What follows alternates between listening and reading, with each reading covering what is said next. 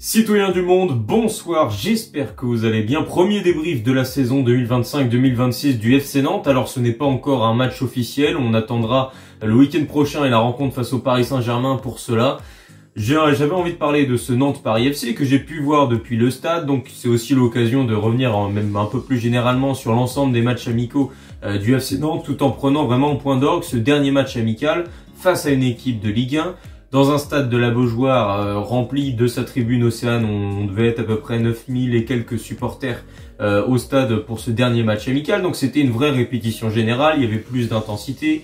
Les joueurs, il y a eu un petit peu moins de turnover, il y avait un effectif un peu plus restreint. Donc les joueurs ont joué 60 à 80 minutes à peu près en moyenne chacun. Donc voilà, c'est intéressant. Il y a eu quelques entrées en jeu aussi, notamment de la dernière recrue Amady Camara qui avait atterri 1 heure ou 2 heures avant à Nantes, enfin qui venait tout juste d'être officialisé et qui a fait ses premiers pas lors de ce match. Bref, il y a eu plusieurs points. L'objectif de ce débrief est de revenir dessus évidemment.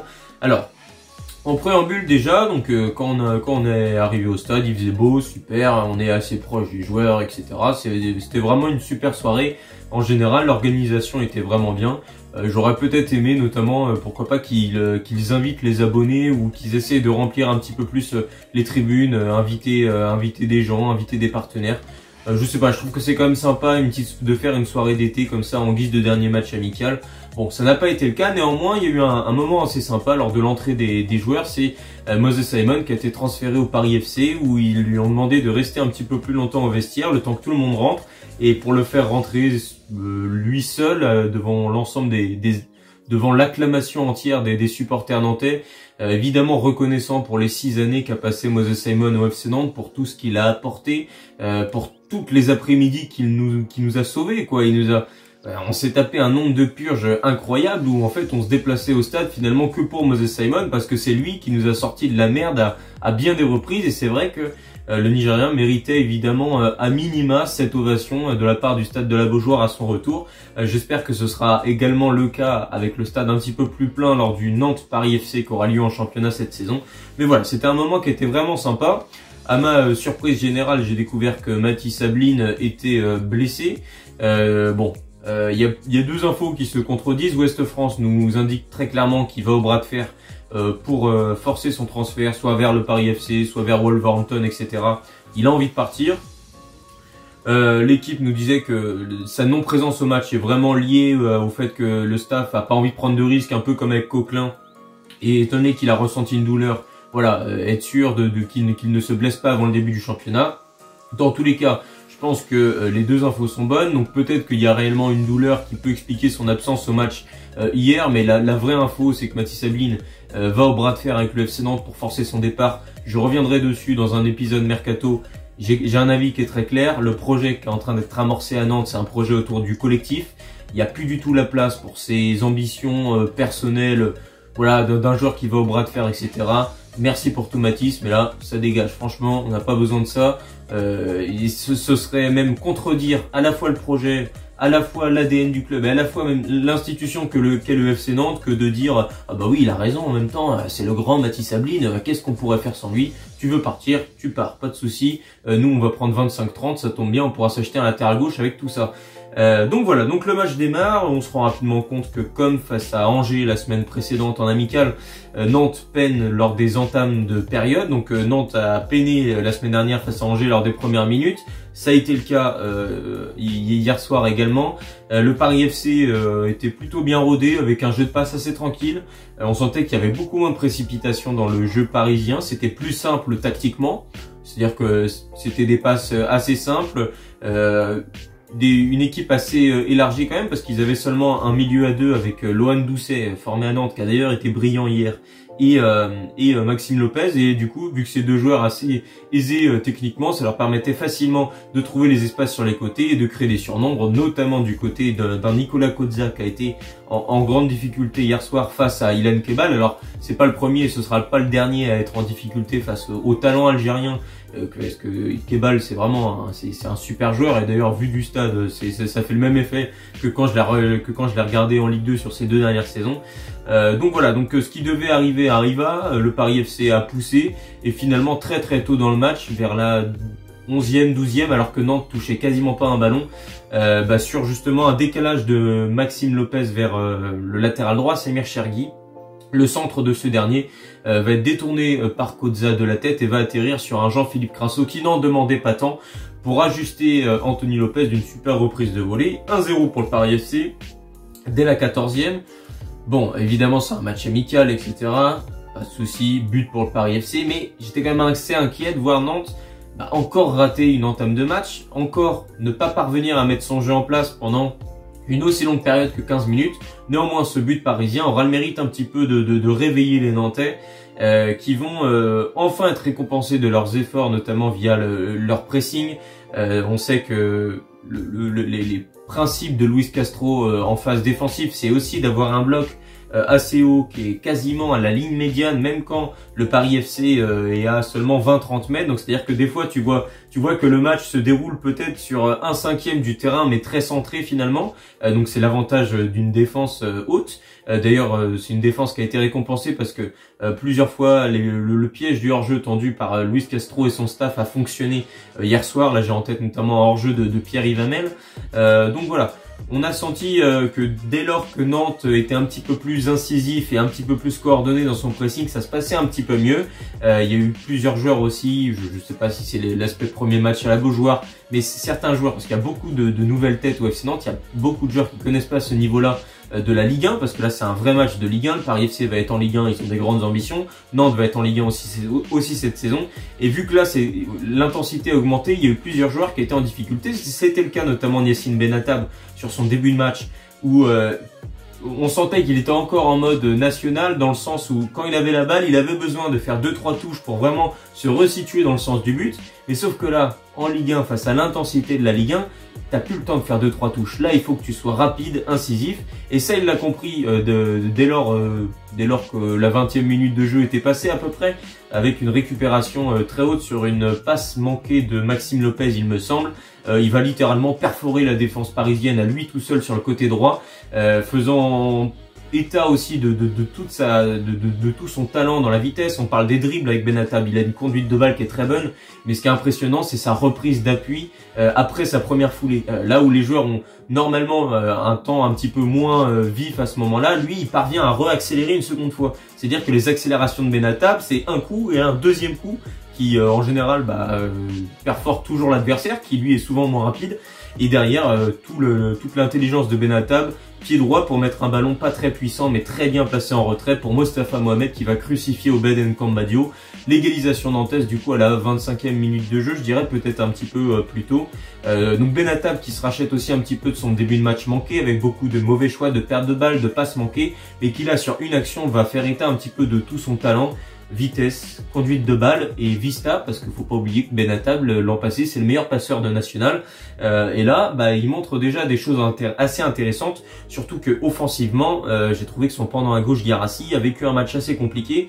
Donc finalement Benatab, Mohamed, c'est les deux protagonistes offensifs avec un Louis Leroux que j'ai trouvé excellentissime hier, qui ont vraiment formé cette attaque nantaise hier.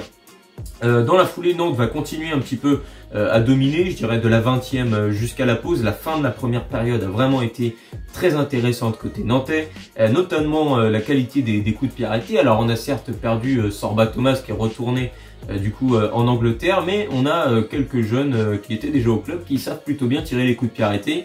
Alors Le Penant il s'en sort correctement à peu près, mais c'est surtout Louis Leroux qui a vraiment délivré 2 caviars consécutifs en fin de première période. Le premier sur un coup franc un peu excentré sur le côté droit, il va le brosser parfaitement pour le mettre dans la zone entre le défenseur et le gardien, une zone où se situait Chidozie Awaziem, dont la tête à bout portant, et hélas un peu trop sur le gardien. Nkambadio se saisit du ballon alors qu'il était vraiment dans une situation idéale à Awaziem pour inscrire le deuxième but nantais. Néanmoins, Nantes ne va pas s'arrêter là. Louis Leroux va être à la conclusion d'une super action, je vais pas dire collective, mais plutôt une vraie action un peu individuelle de Mostafa Mohamed dans ce qu'on l'attend. Mostafa Mohamed a vraiment été très bon, là on le sent bien, l'Égyptien, on le sent souriant, on le sent, voilà. Il y a plusieurs aspects positifs, y compris dans son expression non verbale, et ça se voit.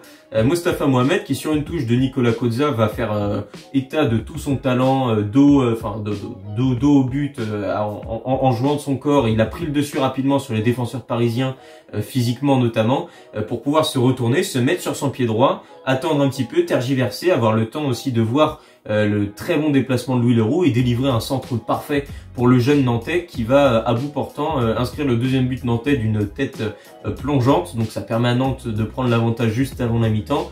Et là surtout ça assoit vraiment la domination nantaise, c'est-à-dire que Nantes a vraiment été à réaction. Suite au but du Paris FC, on n'a quasiment plus du tout vu les hommes de Stéphane Gilly et Nantes a pris le dessus petit à petit. L'occasion d'Awaziem, le but de Mostafa Mohamed, l'Égyptien une nouvelle fois décisif, ce coup-ci par la passe pour Louis Leroux. On se dit là ça y est, on sent vraiment des préceptes un peu plus offensifs, le pressing haut, des jeunes assez talentueux globalement. Alors il y a encore plein de manques, c'est sûr, je pense qu'on le verra face au PSG. On va se rendre compte qu'il y a encore un gap évidemment à aller chercher pour pouvoir vraiment faire une bonne saison en Ligue 1. Mais néanmoins, il y a des choses intéressantes.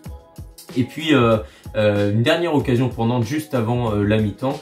Sur un corner, Louis Leroux qui a la super vista de fouetter un peu son ballon, deuxième poteau, le Penant est tout seul, sa reprise de volée est détournée par Nkambadio parce qu'elle prenait le chemin du but. Donc voilà, Nantes revient au vestiaire en terminant vraiment tambour battant. Il y a eu plusieurs occasions du 3-1, donc il y a eu effectivement cette reprise de Le Penant et il y a eu aussi une occasion pour Herba Guirassy, un 4 contre 2 à négocier pour Nantes. Leroux fait un super appel, Mohamed est plutôt idéalement placé, Guirassy fait le choix un petit peu plus égoïste de tenter sa chance. C'est détourné hélas, donc un mauvais choix qui au final va coûter cher à Nantes par la suite du match, puisque les Nantais vont revenir en seconde mi-temps avec les mêmes intentions qu'en première période, en tout début de première période, c'est-à-dire que Nantes va encore une fois manquer complètement son entame. Et alors il y a plusieurs choses qui m'ont choqué dans ces 10-15 premières minutes de la seconde mi-temps. Alors déjà, j'ai trouvé que c'était complètement désorganisé. Nantes avait commencé vraiment à plutôt bien s'employer en fin de seconde mi-temps. On voyait un Cône vraiment incisif aussi en numéro 6 sur ses interventions défensives. Et là, retour de seconde période, tu sens que tout est un peu désorganisé. Je trouve que Cône est redescendu un peu trop bas. Vu du stade, c'était assez flagrant. Parfois, il formait même une défense à 5. Du coup, il y avait un gros trou au milieu de terrain parce qu'il y avait que Leroux et Le Penant qui sont déjà un petit peu plus excentrés. Et là, il y avait un trou là au poste de numéro 10 qui a été très bien exploité, que ce soit par Kebal ou que ce soit par Maxime Lopez et Lohan Doucet. Et donc, les Parisiens ont vraiment appuyé à ce niveau-là. Et puis, ils ont surtout aussi bien profité des largesses défensives nantaises côté gauche. Sans le nommer, Nicolas Kozza a vraiment été en difficulté, surtout sur cette période-là de 10-15 minutes où il était encore resté au vestiaire visiblement. Donc le premier but parisien vient suite à un centre de Noah Sangui, enfin le second but parisien vient d'un centre de Noah Sangui. Pierre-Yves Hamel manque l'opportunité de la reprendre de volée. Ça revient du coup au second poteau. Et c'est Kebal qui va jouer intelligemment avec un centre dans une bonne zone. Anthony Lopez peut pas intervenir. Tati intervient difficilement, mais le ballon revient dans les pieds d'Ali Memi Gori, qui venait de rentrer à la place de Moses Simon, qui est sorti blessé. Et Ali Memi Gori inscrit du coup le second but du Paris FC. Là, on sent que Nantes est bousculé, l'entame de match est ratée.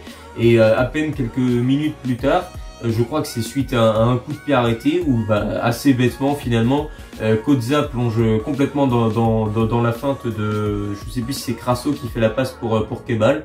Du coup Kebal se retrouve tout seul, il a juste Anthony Lopez qui est pas exempt de tout reproche non plus sur le troisième but du Paris FC. Bon, on prend 3 buts du côté droit de l'attaque parisienne, donc ils viennent du côté droit de l'attaque parisienne, 3 buts du côté du coup de Nicolas Kozza. Que dire si ce n'est, je suis à peine surpris. Nantes montre encore des largesses défensives, hein. C'est pas le seul Nicolas Kozza évidemment à être pointé du doigt. Je trouve que sur le deuxième but parisien, Awaziem est un peu apathique. Je trouve que Tilel Tati est absent, notamment sur le troisième but où il est en train de redescendre il me semble. Donc voilà, ils ont tous une part de responsabilité. Limite celui de la ligne défensive que j'ai trouvé le plus performant, ça a été Amiens qui Je le trouve plutôt pas mal là, depuis qu'on lui a donné le brassard. Il assume plutôt bien ce rôle-là. Alors on sait que c'est très limité malgré tout pour la Ligue 1 parce que offensivement Amiens, voilà quoi, il a un peu plus de mal.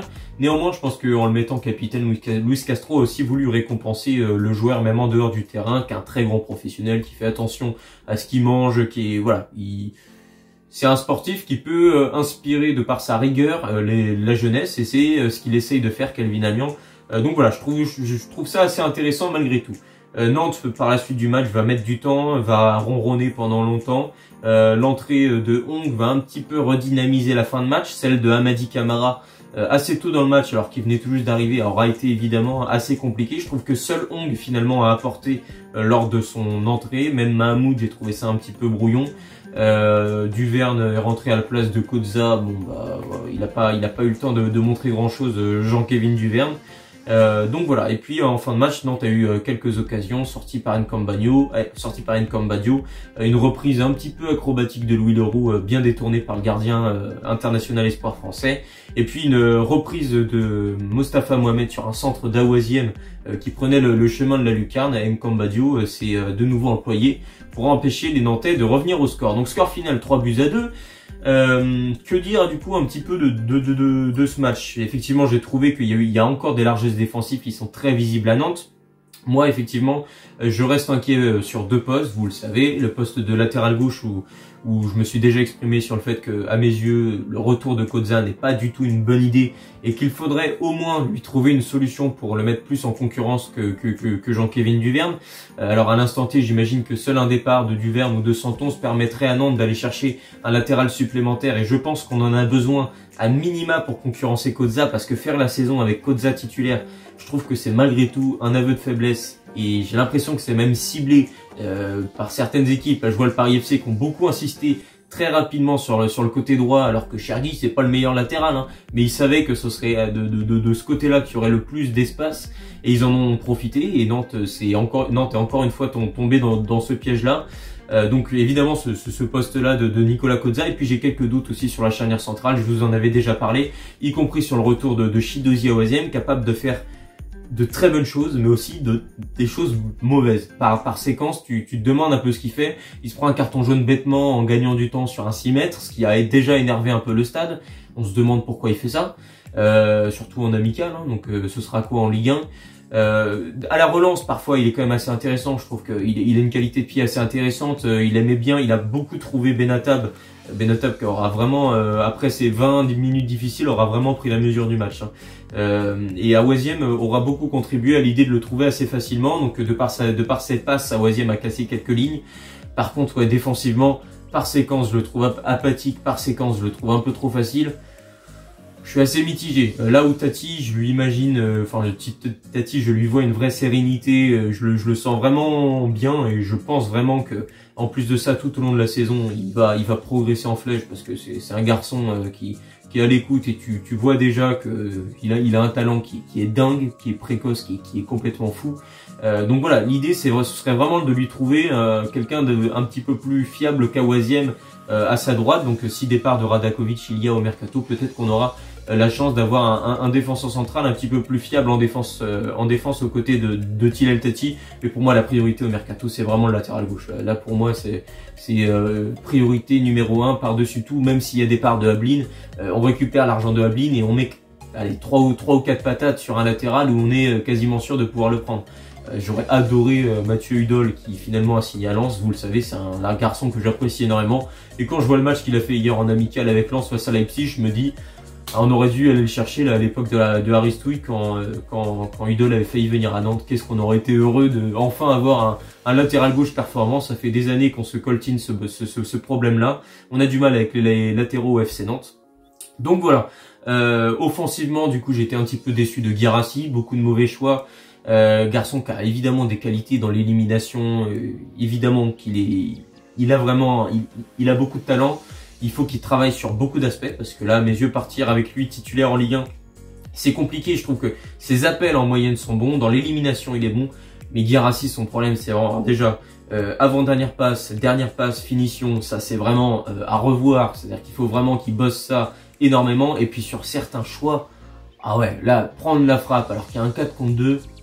J'espère que tu vas pas faire ça en Ligue 1 parce que ça va être compliqué. Surtout que j'imagine que là, face au PSG dimanche prochain, on n'aura pas énormément de cartouches. Donc si on commence à gâcher des situations similaires, surtout qu'on a des principes assez de jeu assez collectifs avec Luis Castro, ça c'est une décision qui est un petit peu plus égoïste, peut-être un peu de frustration de Guirassy de ne pas avoir marqué lors des matchs amicaux, alors qu'il a eu un nombre d'occasions énormes. Et c'est vrai que le fait de ne pas le voir marquer, qu'il ait beaucoup croqué, je peux comprendre qu'il ait eu envie devant la Beaujoire, etc. de marquer. Là, hélas, voilà, ça a vraiment été un mauvais choix et ça témoigne un petit peu de son match. J'ai vraiment trouvé que c'était l'offensif le moins performant hier soir avec évidemment Amady Camara qui est rentré en fin de match. Donc voilà. Mes tops et mes flops comme d'habitude. Alors mes flops, je vais mettre du coup Guirassy, je vais mettre Nicolas Kozza et je vais mettre... j'hésite, Kwon c'est un match moyen, défensivement bon mais parfois dans le positionnement et sur ses premiers appuis c'était assez limite. Qui sait que je pourrais mettre parmi les flops. Bon, je vais me limiter pour le moment à simplement mettre Kozza et Guirassy, ce qui est déjà pas mal. Au niveau de mes tops, sans trop de surprise, je pense que je vais récompenser Benatab, Mohamed et Louis Leroux, qui pour moi étaient les Nantais les plus performants offensivement. Alors Benatab, évidemment, ses 20 premières minutes auront été compliquées. Ben après, c'était le feu follet nantais. C'était lui qui était à l'origine de l'ensemble des occasions Canaries. Donc voilà, j'ai trouvé ça assez intéressant. À voir évidemment ce que ça donne. Il faut rester patient. Moi, j'avais à ma droite au stade, j'entendais des gens qui disaient « Oh là là, mais c'est qui ce mec-là ?» En parlant d'Amady Camara, le gars qui est arrivé il y a même pas 24 heures à Nantes, qui a pas fait un entraînement. Il le jugeait sur une vingtaine de minutes en amical, alors qu'il a fait aucun entraînement. Il savait à peine ce qu'il fallait faire. Il prenait ses consignes, on le voyait auprès d'autres joueurs en demandant « Il faut que je fasse quoi là ?» etc. Donc voilà, soyons patients. On a réclamé pendant des années d'avoir des jeunes au FC Nantes, des jeunes du centre. On les a. On a réclamé pendant toute l'année dernière d'avoir un entraîneur qui a des ambitions de jeu. On l'a. Maintenant, wait and see. Certes, c'est 4 défaites sur les 4 derniers matchs en amical. Certes, il y a eu une victoire, certes au début face à Laval, qui était assez intéressante. Mais voilà, il faut prendre le temps. Moi, je vois une progression malgré tout sur quasiment tous les matchs amicaux, sauf celui d'Angers potentiellement. Néanmoins, je trouve que dans l'utilisation du ballon, c'est l'équipe qui progresse. Défensivement, il y a des largesses et peut-être que ça va mettre longtemps avant de pouvoir y remédier, que ce soit via le mercato ou via aussi à force du travail de Luis Castro et de son staff, qu'on parvienne enfin à retrouver un semblant de solidité défensive.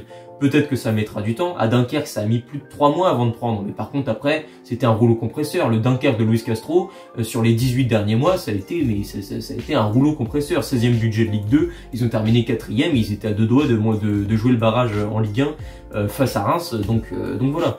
Moi, j'ai vraiment confiance en ce projet-là. Soyons patients. Soyons aussi indulgents avec certains jeunes. On réclame des jeunes de 18-19 ans. Je parlais de Guirassy. Ça fait partie de son apprentissage. Là, il a fait un mauvais choix. Peut-être que la prochaine fois, il fera la bonne passe. Et peut-être que dans 1 an, dans 2 ans, on sera content qu'ils nous mettent un doublé. Imaginons face au PSG, on ne sait pas où Nantes en sera dans 1 an ou dans 2 ans. Mais en se disant, ah oui, mais en même temps, c'est normal parce que sur les 2 dernières années, c'est vrai que, ah oui, bah ce match-là, il n'avait pas été bon. Il fallait qu'il progresse. C'est des jeunes joueurs, c'est normal. Il faut qu'ils progressent. Il faut qu'on soit indulgent. On l'a réclamé. C'est l'ADN du club. À mes yeux, on a énormément de talent à la formation. Je trouve que Louis Leroux, on oublie qu'il est si jeune, mais il est surdoué ce garçon. Quand tu vois même Thil Tati, je pense qu'on a de beaux jours devant nous. Soyons patients, soyons indulgents avec ce projet-là. J'y crois fermement et j'ai assez hâte d'ailleurs de voir ce que ça va donner en Ligue 1. J'espère que ce premier débrief de la saison vous aura plu. Si c'est le cas, n'hésitez pas à me le dire dans l'espace commentaire et à vous abonner à ma chaîne YouTube. Allez, ciao tout le monde.